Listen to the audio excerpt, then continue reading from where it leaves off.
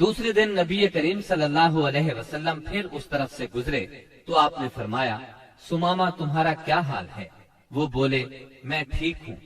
اگر قتل کرو گے تو ایک قصاص والے کو قتل کرو گے، اگر احسان کرو گے تو ایک قدردان پر احسان کرو گے، اگر مال چاہتے ہو تو مانگو، جو چاہو گے دیا جائے گا۔ آپ ان کی بات سن کر مسکرائے اور آگے بڑھ گئے۔ تیسرے دن پھر یہی گفتگو ہوئی۔ اس روز آپ نے فرمایا، سمامہ کو چھوڑ دو۔ صحابہ کرام رضی اللہ عنہم نے انہیں چھوڑ دیا۔ اس کے بعد انہوں نے غسل کیا اور مسلمان ہو گئے۔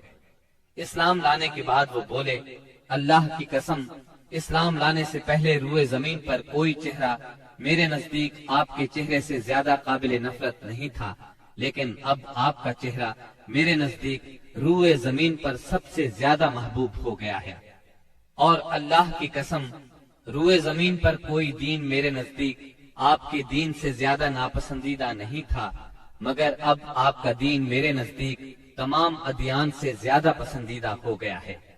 واپسی پر سیدنا سمامہ رضی اللہ عنہ عمرے کے لیے مکہ گئے تو قریش نے انہیں اسلام لانے پر ملامت کی۔ اس پر وہ بولے، اللہ کی قسم، تمہارے پاس یمامہ سے گندم کا ایک دانہ بھی نہیں آئے گا جب تک رسول اللہ صلی اللہ علیہ وسلم اس کی اجازت نہ دے دیں۔ چنانچہ واپسی پر انہوں نے اہل مکہ کے لیے گندم فروخت کرنے کی ممانعت کر دی، جس سے وہ مشکل میں پڑ گئے، یہاں تک کہ انہوں نے نبی صلی اللہ علیہ وسلم کو خط لکھا، اس میں اپنی قرابت کا واسطہ دیا اور درخواست کی کہ آپ سمامہ کو لکھ دیں، وہ گندم فروخت کرنے کی اجازت دے دیں۔ آپ نے سمامہ رضی اللہ عنہ کو لکھ دیا۔ بنو لحیان وہی ہیں جنہوں نے رجی کے مقام پر دھوکے سے 8 صحابہ کرام رضی اللہ عنہم کو شہید کیا تھا اور 2 کو اہل مکہ کے ہاتھوں فروخت کر دیا تھا، جہاں وہ بے دردی سے شہید کر دیے گئے تھے۔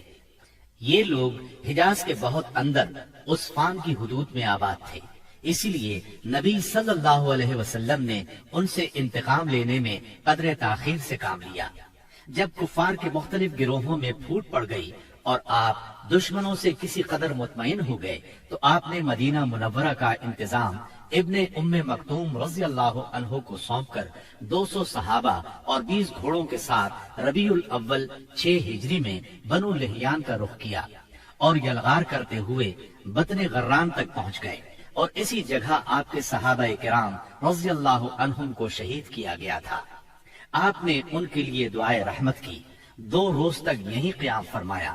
ادھر بنو لحیان کو آپ کی آمد کی خبر مل گئی، وہ پہاڑوں کی طرف بھاگ گئے، ان کا کوئی آدمی ہاتھ نہ آ سکا۔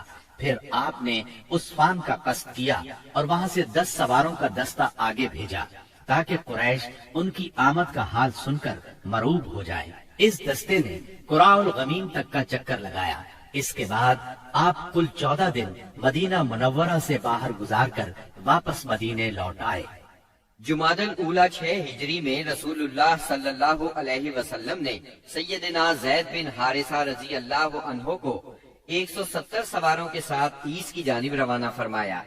انہیں روانہ کرنے کا مقصد یہ تھا کہ وہ شام سے آنے والے ایک قریشی قافلے کو پکڑیں۔ اس قافلے کے سربراہ رسول اللہ صلی اللہ علیہ وسلم کی صاحبزادی سیدہ زینب رضی اللہ عنہا کے شوہر ابو العاص بن ربی تھے۔ اس مہم میں قریش کے ایک قافلے کا مال ہاتھ آیا، لیکن ابو العاص بھاگ نکلنے میں کامیاب ہو گئے اور سیدھے مدینہ منورہ جا پہنچے۔ انہوں نے سیدہ زینب رضی اللہ عنہا کی پناہ لے لی اور ان سے کہا، رسول اللہ صلی اللہ علیہ وسلم سے کہیں آپ قافلے کا سامان واپس کر دیں۔ سیدہ زینب رضی اللہ عنہا نے سفارش کی تو نبی کریم صلی اللہ علیہ وسلم نے چھوٹی بڑی ہر چیز واپس کر دی۔ ابو العاص سارا مال لے کر مکے پہنچے، امانتیں ان کے مالکوں کے حوالے کی، پھر مسلمان ہو کر مدینہ منورہ آ گئے۔ نبی کریم صلی اللہ علیہ وسلم نے پہلے ہی نکاح کے تحت سیدہ زینب رضی اللہ عنہا کو انہیں واپس کر دیا۔ یہ واپسی 3 سال سے کچھ زیادہ عرصہ بعد ہوئی تھی۔ پھر آپ کے پاس کچھ اس طرح کی خبریں آئیں کہ آپ غزوہ بنو المستلق کے لیے تشریف لے گئے۔ یہ غزوہ 5 ہجری یا 6 ہجری میں ہوا۔ بنو المستلق قبیلہ خزاعہ کی ایک شاخ تھی۔ قبیلہ خزاعہ کے لوگ عام طور پر रसूल सल्लल्लाहु अलैहि वसल्लम के खैर खां थे, मगर ये शाख कुरैश की तरफदार थी। रसूलुल्लाह सल्लल्लाहु अलैहि वसल्लम को मालूम हुआ कि ये लोग आपसे लड़ने के लिए जंग की तैयारी कर रहे हैं। आपने इस खबर की तहकीक के लिए बुरैदा बिन हसीब रजी अल्लाह अन्हु को भेजा।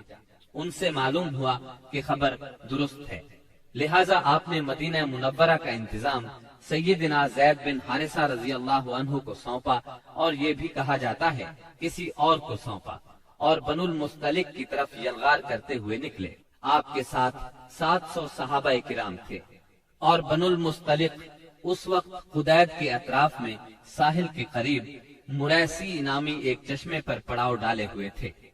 आपने इस हाल में उन पर छापा मारा कि वो गाफिल थे, बाज को कत्ल किया, औरतों और बच्चों को गिरफ्तार किया और माल मवेशी पर कब्जा कर लिया। कैदियों में बनुल मुस्तलिक के रईस हारिस बिन अबी ज़िरार की साहिबजादी जुवैरिया भी थी। मदीना मुनव्वरा आकर उनके इस्लाम लाने पर नबी सल्लल्लाहु अलैहि वसल्लम ने उन्हें आजाद करके उनसे शादी कर ली। इस पर सहाबा किराम ने बनुल मुस्तलिक के 100 घराने आजाद कर दिए। ये पहले ही मुसलमान हो चुके थे। सहाबा किराम ने उन्हें आजाद करते हुए कहा, ये रसूलुल्लाह सल्लल्लाहु अलैहि वसल्लम के ससुराल के लोग हैं। इस तरह उम्मुल मोमिनीन सैयदा जुवैरिया रज़ी अल्लाहु अन्हा अपनी कौम के लिए निहायत अजीम और बरकत वाली खातून साबित हुई। इस गज़वे से वापसी पर जब मुसलमानों के पास पीने के लिए और वुजू के लिए पानी न बचा तो तयम्मुम का हुक्म नाजिल हुआ। इसी साल पर्दे का हुक्म नाजिल हुआ। मुसलमान औरतों और मर्दों को निगाह नीची रखने का हुक्म दिया गया। पर्दे के मुताल्लिक अहकामात सूरह नूर की आयत 30 और 31 में तफसील से मौजूद हैं। पर्दे के इस हुक्म से पाकीज़ा खवातीन बल्कि सभी खवातीन की इज्जत और इस्मत को हमेशा के लिए पनाहगाह मिल गई, और इंसानी मुआशरे में औरतों की इज्जत और वकार को इंतहाई काबिल कद्र तहफ़्फ़ुज़ मिल गया। इस तरह औरतों के लिए एहतराम में इस कदर इजाफा हुआ कि जो कायनात के किसी और निजाम ने औरतों को अता नहीं किया था।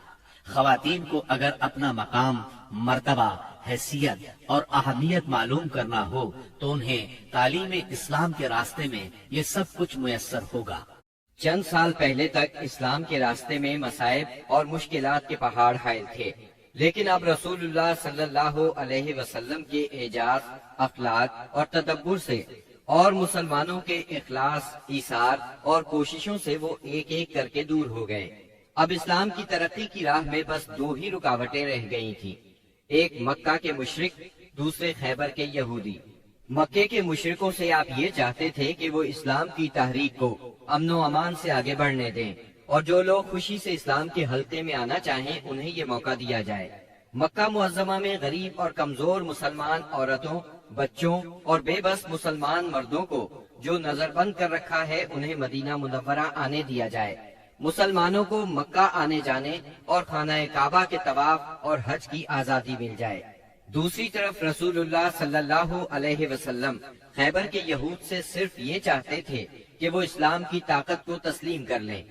मुहाजिरीन को मक्का मुअज़्ज़मा छोड़े करीबन 6 साल बीत चुके थे। कुछ लोग काबे की ज़ियारत को बहुत तरस रहे थे और कुछ अपने रिश्तेदारों से मिलने के लिए बेचैन थे। दोनों जज्बे फित्री थे। हिजरत के मुकद्दस फरीजे ने इस फित्री जज्बे को दबा दिया था।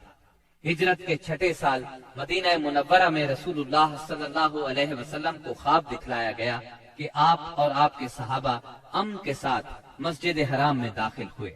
आपने खाना काबा की कुंजी ली और सहाबा किराम समेत बैतुल्लाह का तवाफ और उम्रा किया।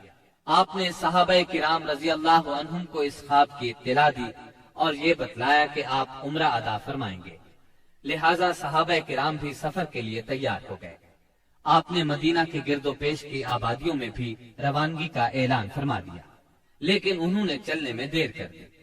रसूलुल्लाह सल्लल्लाहु अलैहि वसल्लम पीर के रोज यकुम ज़ीक़ाद 6 हिजरी को 1400 मुहाजिरीन व अंसार के साथ मदीना मुनव्वरा से रवाना हुए और अपने साथ कुर्बानी के जानवर भी लिए ताकि लोग जान लें कि आप जंग के लिए नहीं उम्रे के लिए जा रहे हैं।